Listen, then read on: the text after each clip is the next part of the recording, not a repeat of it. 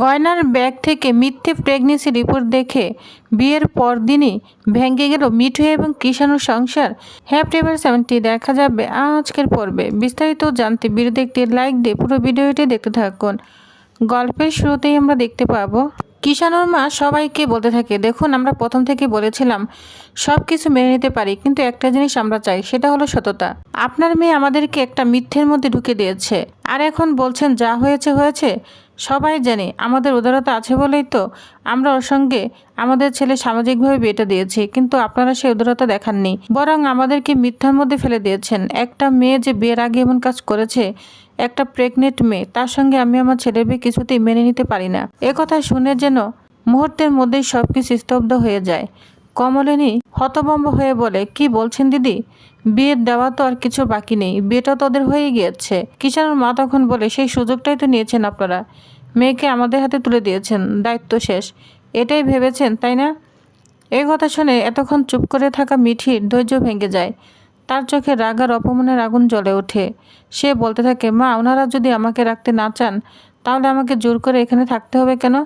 তুমি তো আমাকে অশিক্ষিত বানাওনি, আমি কারো হাত পায়ে ধরে এ বাড়িতে থাকতে চাই না, আমাকে তোমরা এখান থেকে নিয়ে যাও। কমলিনী আতঙ্কিত হয়ে বলে, কি বলছিস মা?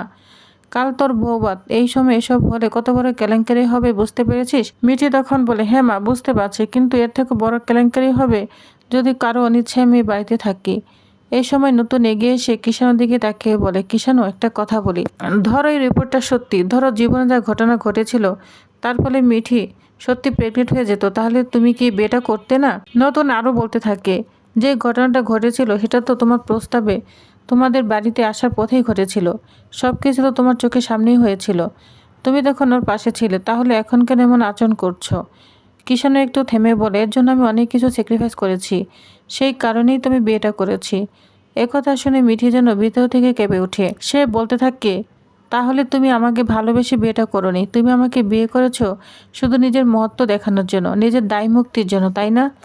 কৃষাণু তখন বলে, মিঠি, তুমি যাই বলো না কেন সত্যিটা কিন্তু বদলে যাবে না। সত্যি হলো তুমি আমাকে ঠকিয়েছো, শুধু তুমি না, তোমার পুরো পরিবার আমাকে ঠকিয়েছে। তোমার পরিবার তো সত্যিটা বলতে পারতো, অন্তত তুমি বলতে পারতে।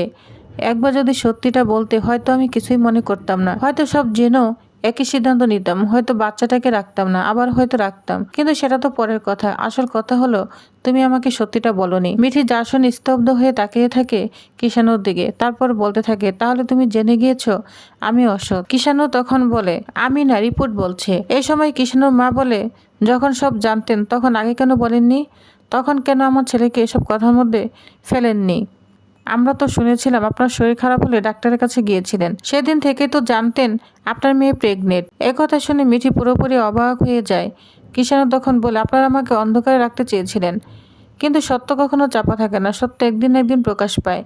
কমলিনী তখন বলে, তোমার কি মনে হয় কৃষাণু, আমি ইচ্ছে করে সেই রিপোর্টটা মেয়ের গহনার বাক্সে রেখে দিয়েছি? আমি কি চাইবো আমার মেয়ের সংসারটা ভেঙে যাক? কৃষাণু তখন বলে, কে রেখেছে সেটা আমার জানার দরকার নেই, তবে মনে হচ্ছে আপনাদের বাড়ির কেউ যে মিঠিকে পছন্দ করে না সে ইচ্ছে করে রেখেছে, কিন্তু যেই করে থাকুক আমি তার বিচার চাইব। নতুন তখন বলে, কৃষাণু, আমি তোমাকে বলছি এমন কোনো ঘটনা ঘটেনি। মিঠি তখন বলে, প্লিজ নতুন কাকু কারো কাছে আমার জন্য ভিক্ষা চাইবে না, যদি ওরা আমাকে এই বাড়িতে জায়গা না দিতে পারে তাহলে আমি এখানে থাকবো না, কিন্তু আমি হাত পা ধরে ভিক্ষা করে বাড়িতে থাকতে চাই না। আমার পড়াশোনা, আমার শিক্ষা সব মিথ্যে হয়ে যাবে যদি আমি মাথা নত করে থাকি।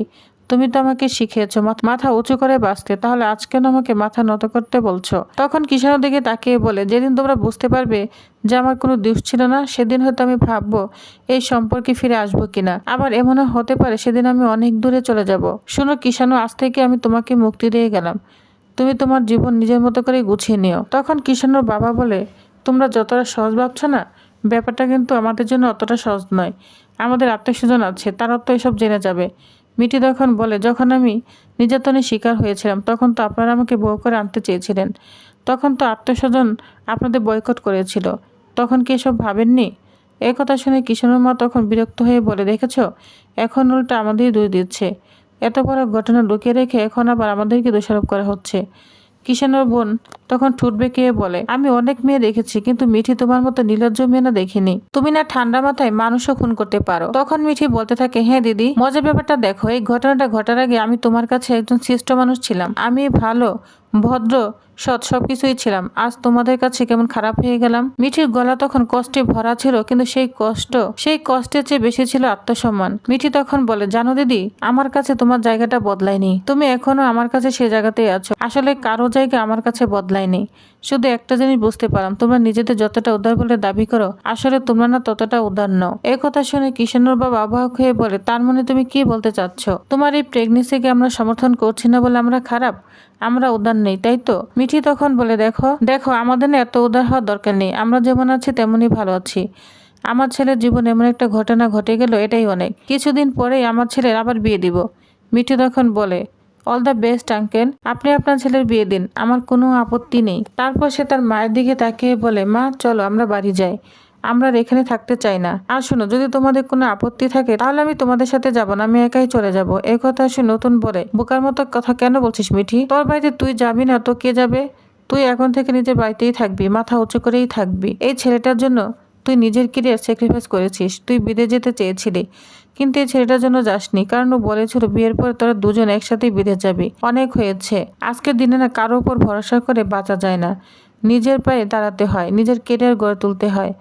তুই মাথা উঁচু করে বাঁচবি, অন্যের দয়ে বাঁচা যায় না। মানুষ যখন খুশি কাছে টেনে নেয়, আবার যখন খুশি দূরে ঠেলে দেয়। তুই কি কারো খেলার পুতুল? যখন ইচ্ছা তুলে নিবে, আবার যখন ইচ্ছা ছুঁড়ে ফেলে দিবে? না, এটা কখনোই হতে পারে না। মানুষের জীবন কখনো থেমে থাকে না। তুই এবার থেকে নিজের জীবনটা গড়ে তুলবি। তখন কমলিনী বলে, কিষাণু, একটা সম্পর্ক তুমি এভাবে ভেঙে দিবে বাবা? কিষাণু তখন বলে, সম্পর্ক আমি ভাঙিনি, সম্পর্ক ভাঙার জন্য দেয় আপনারাই।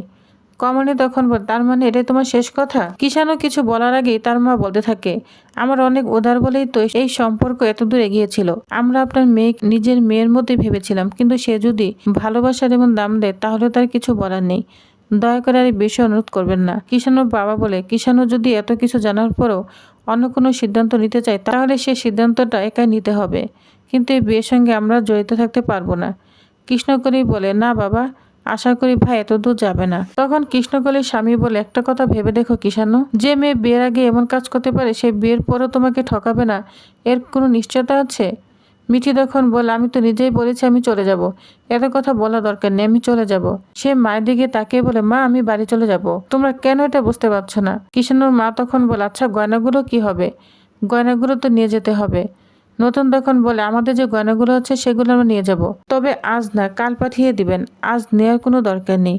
আর আপনাদের যে গয়নাগুলো আছে সেগুলো আমরা নিতে পারবো না, আমরা এতটা ছোট নই। কিষাণু তখন বলে, বিয়েটাই তো হয়নি, গয়না দিয়ে কি হবে? এ কথা শুনে নতুন বলে, বিয়েটা তো হয়েছে কিষাণু। এই কথা শুনে মিঠু অবাক হয়ে তাকিয়ে থাকে।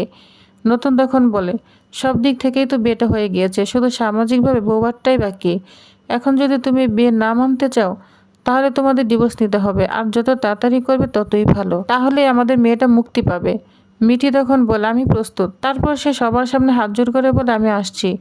পায়ে প্রণাম করলাম না, শুধু হাত জোর করে নমস্কার করলাম, কারণ আপনাদের কাছে আমার মনে হতে পারে আমি অসৎ। তারপর সে কিষাণুর দিকে তাকিয়ে বলে, তুমি আমার বিপদের সময় অনেক কিছু করেছ, আর যাই হোক না কেন তোমার সেই অবদান আমি অস্বীকার করতে পারি না।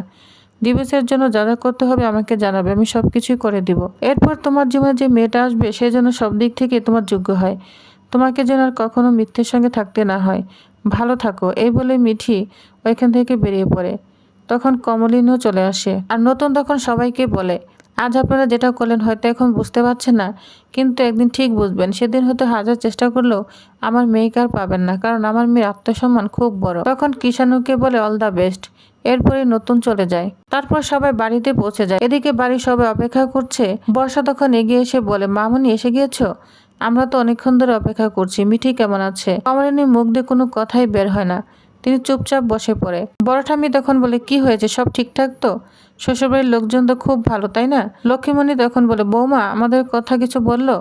কমলিনী তখন বলে, সেসব কথা বরং মিঠির কাছ থেকে শুনে নেবেন। ঠিক তখনই দরজায় তাকিয়ে দেখে মিঠি। তখন সবাই বলে, ওই তো মিঠি চলে এসেছে। কুর্চি অবাক হয়ে বলে, কে তুই? আজ এলি যে, আসতে তোদের কাল রাত্রি, আজকের দিনে তো আসতে নেই। পাশ থেকে অন্য কেউ বলতে থাকে, কি জানি বাবা, ওদের বাড়ি তো খুব আধুনিক মনে হচ্ছে, তাই জন্য আজ আসতে দিয়েছে। বর্ষা রেশমি দুজনেই খুব ভালোই বুঝতে পারে এটা অন্য একটা ঘটনা। এদিকে মিঠিল তখন এগিয়ে এসে বলে, কিরে মিঠি, তুই একা, তোর বর আসেনি? নতুন কাকু কোথায়? মিঠি তখন বলে, কিছু ওষুধ শেষ হয়ে গিয়েছিল, নতুন কাকু সেগুলি আনতে গিয়েছে, এখনই আসবে।